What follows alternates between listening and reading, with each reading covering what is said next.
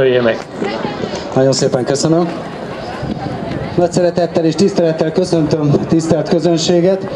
Engedjék meg, hogy amíg a társaim berendezik itt a lőteret, addig először is úgy köszöntsem kedves mindnyájukat, ahogy ezt most már hagyományosan harmadik éve teszem a Bulcsú Vezér Hagyományőrző Egyesület nevében.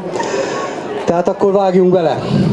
Isten hozta ki gyermeteket, apró népet, bimbózó leányt, pejhedző álló legényt, érett szép asszonyt, vitézlő urat és tisztességben megőszült apót, anyót. Kigyelmetek a Szombathelyi Bulcsú Vezér Hagyományőrző Egyesület vihász bemutatóját látják.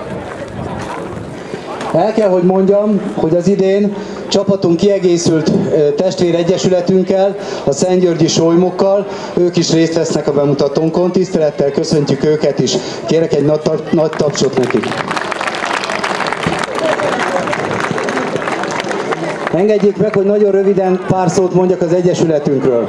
3 éve 3 család elhatározta azt, hogy egyesületet alapít, hiszen már a családtagok különböző más egyesületekbe vagy magányos farkasként foglalkoztak a 9-10. századnak, az úgynevezett honfoglalás korának a megjelenítésével, hagyományainak, hadászatának, zenéjének, kultúrájának az őrzésével.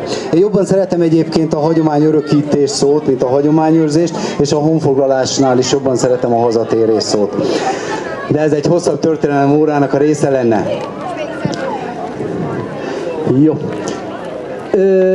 A névválasztásunk azért esett Bulcsú vezérre, mert köztudott, hogy a 10. századnak talán Európában is a leghíresebb politikusa, hadvezére volt Bulcsú, aki a Kál nemzetségből származott, a Káli medencében született, apja Kál vezér volt, aki honfoglaló vezér volt, feltehetően a Horka címet viselte.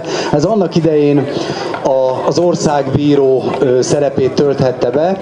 Más kutatások arra hajaznak, hogy ő lehetett az, aki a 7 vezér vérszerződésénél tartotta a véredényt.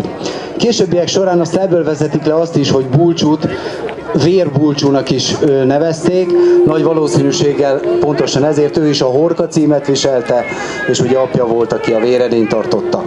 Tehát Bulcsúra visszatérve, őt a 10. században a nyugati gyepű, a nyugati határszél őrzésével bízták meg, és talán a korának az első vállalkozója volt, aki felderítő hadjáratokat vezetett nyugatra, mégpedig nem kalandozásképpen, mint ahogy azt a történelemkönyvek írják, hanem azért, hogy a korábban a hunoktól, az avaroktól, őseinktől elrabolt kincseket, Attila kardját, koronáját visszaszerezze.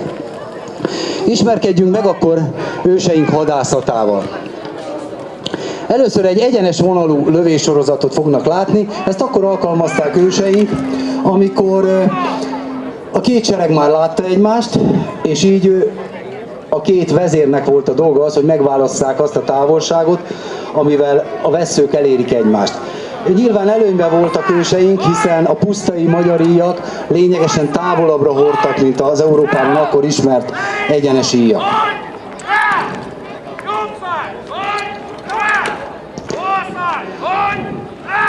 Természetesen vezényszavakra, kürtjelekre, zászlójelekre hajtották végre a különböző hadmozdulatokat, így most láthatjuk, ahogy a különböző szárnyak és a derékhad vezényszóra külön célozza meg az ellenséget.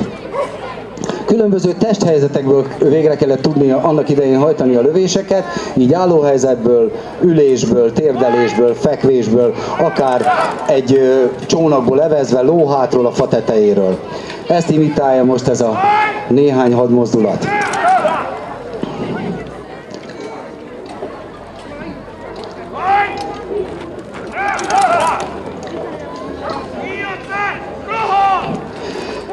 Így van. Az első nyílzápor után rohamra indult a sereg, szabjával, fokossal, buzogánnyal közelharcban próbálták meg a már agyonsebesített ellenfelet még tovább felszámolni. Közben természetesen megvoltak azok a kis hadapródok, hogy így nevezzem őket, akik összeszedték a nyílveszőket, az elvesztett fegyvereket. Közben, amíg összeszedik a veszőket itt a társaim, természetesen mindezt úgy kell elképzelniük, hogy ez lóhátról történt. Mi most egy gyalogos híjász bemutatót tartunk, de őseink nagyon ritkán vívtak gyalogos csatákat, ha csak nem akkor, hogyha őket érte váratlan támadás. Képzeljék el, amikor több száz lovas, vágtató, sziporkázó paripákon beleront az ellenség hadsorába, és ott ugyanúgy a lovak kiképzetten haraptak, rúgtak, védték saját gazdáikat és önmagukat is. Természetesen a csatában nem egy lóval ment egy harcos, hanem sokszor méneseket hajtottak a sereg után, hogy a sérült vagy elpusztult lovakat tudják cserélni. Következő egyik kedvenc hadicselünk az úgynevezett forgómozgás közben leadott lövés. Ahogy látják, két kört alakított a sereg, és mindig az ellenfélhez legközelebb eső seregrész támadott, közben pedig volt idő arra, hogy a felszerelést igazítsák, újra töltsenek, az esetlegesen elfogyott nyílveszőket pótolják. Természetesen ez is lóháton, villámgyors, vágta közben történt. Ha fiatal korukban indián filmeket láttak, akkor ott ezt az észak-amerikai indiánok is alkalmazták, ezt a körkörös támadási módozatot. Talán nem véletlen, hiszen nagy valószínűséggel ők is Ázsiából származnak, ahonnét valami kis rokonság lehetett a mi őseink és az ő őseik között. Aztán a másik kedvenc hadicselünk a színlelt megfutamodás. Mikor az ellenfél hirtelen nem tudta, hogy egész eddig támadtak, rohamoztak bennünket, most megijedtek tőlünk, elkezdenek hátrálni a seregek, ők persze diadalittasan követték őket, majd a nyeregből visszafordulva, illetve az elbújtatott seregrész a magas fűbe a fektetett lovakkal fölállt, és villámgyorsan egy ék alakú ellentámadásba csapott át, ahol szinte ketté szelték az ellenségnek a hadoszlopát, és folyamatos nyílzáport zúdítottak rájuk. Ennek az ék alaknak az is célja volt, hogy az ellenfél seregének a közepén lévő vezért, illetve az ellenfél zászlaját szerezzék meg, hiszen abban az időben, ha elesett a vezér, vagy megszerezték a zászlót, az azt jelentette, hogy eldőlt a csata, az a sereg vereséget szenvedett, aki a zászlaját vagy a vezérét vesztette.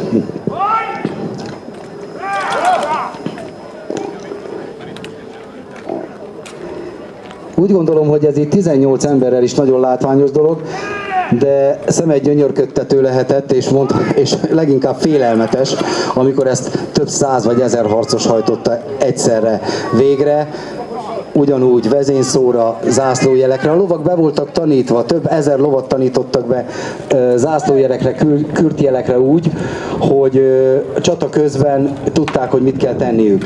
Így aztán, amikor egy-egy vásárba ezeket a méneseket értékesítették, adott esetben, ha éppen ővelük kerültek szembe egy csata közben, akkor ők felismerték a saját kürtjeleiket, és nyilván szépen besoroltak a saját seregrészük közé, tehát ez sem volt öncélú dolog. Néhány szó még a közelharci fegyverekről.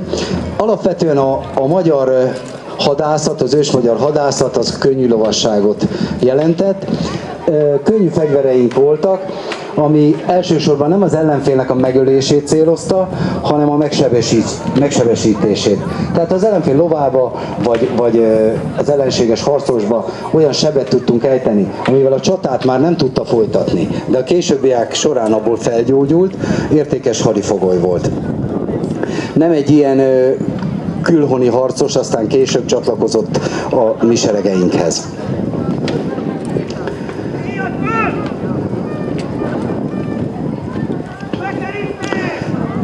Aztán ebből az ék alakból egy ellenkező irányú mozgással, a jobb és a bal szárny előretörésével egy bekerítő hadmozdulatba csapott át a formáció, amivel a már eddig is szétzilált, agyoníjászott ellenfelet bekerítették, és gyakorlatilag a végső csapást mérték rá. Sok esetben utolsó szálig lenyilazták, hírmondó se hagyva az ellenség katonái közül. Következő formációnk egy klasszikus vonulás, amikor kétsoros oszlopba egyik helyszínről, akár egyik táborhelyről, vagy egyik csatahelyről a másikra vonult a sereg, és mondjuk közben támadás érte őket. Ilyenkor pillanatok alatt a kettes oszlopból fölvették az egyenes vonalú sort, és már is néhány lövés alatt kialakult a teljes frontszélességű támadósor. Ez a gyakorlat most ezt imitálja. Tehát amíg a sereg lő, addig mindig a sorból előrefelé fejlődik a hátul lévő rész.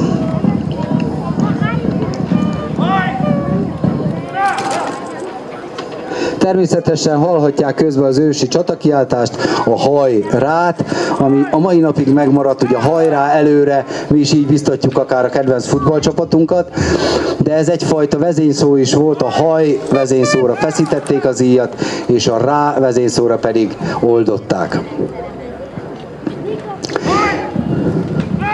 És 6-8 lövés alatt már is kialakult a teljes frontszélességű egyenes vonalú lövéssor.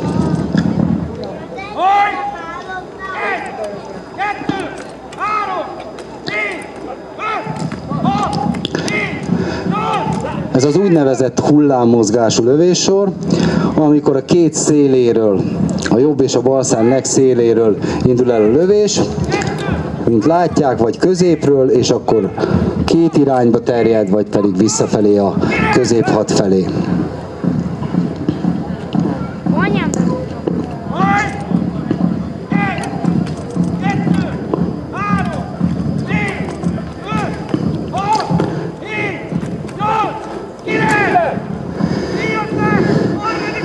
A maximális fegyelem is jellemző volt őseinkre, hiszen ezzel a könnyű fegyverzettel a talpig vértbe, vasingbe, páncélsisakba öltözött nyugatiakat nagyon nehéz lett volna leküzdeni, és a legritkább esetben vállaltuk fel a közelharcot, de ha erre sor került, nyilván ott se ijedtünk meg, előkerült a szabja, a fokos, a buzogányok, és közelharcban is remekül helytáltak őseink.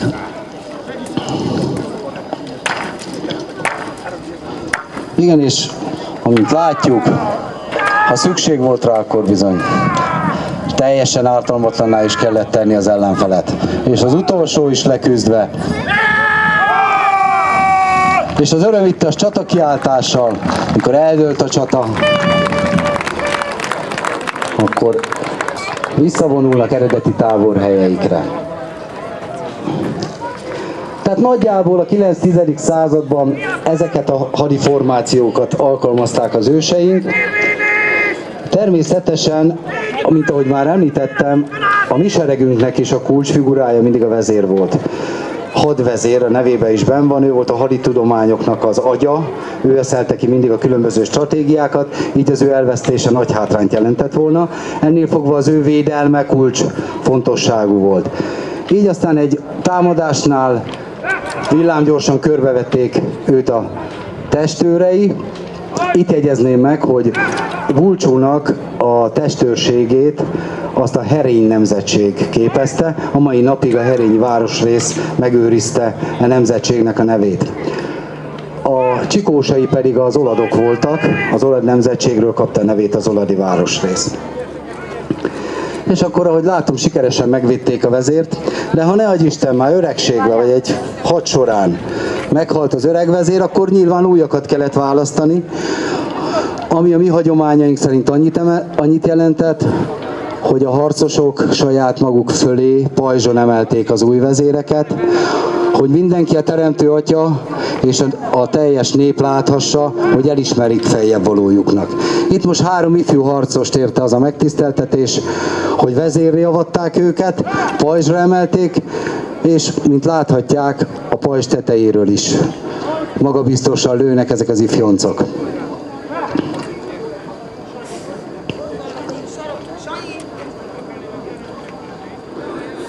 És akkor egy teljes kiemelés.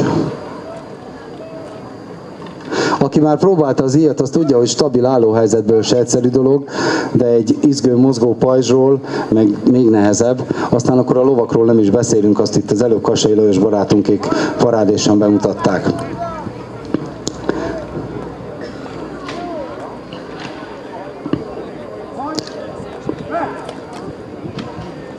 És úgy gondolom, hogy a fiatal legények megérdemelnek egy nagy tapsot, hiszen remek munkát végeztek.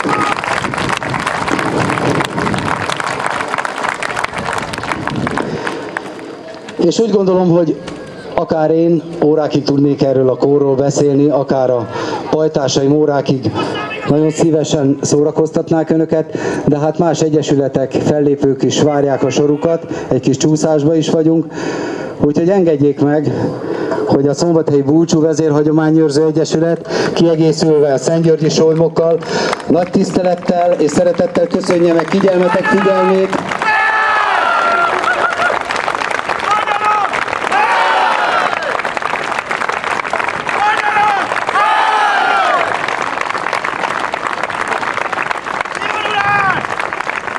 Köszönjük a tapsot! Arra szeretném még felhívni a figyelmüket, hogy találkozhatnak velünk, illetve solymász barátainkkal a holnapi napon. A solymászaink holnap délután körülbelül ilyen időtájban fognak fellépni. Aztán szombaton mindketten a solymászok és mi is fogunk szerepelni.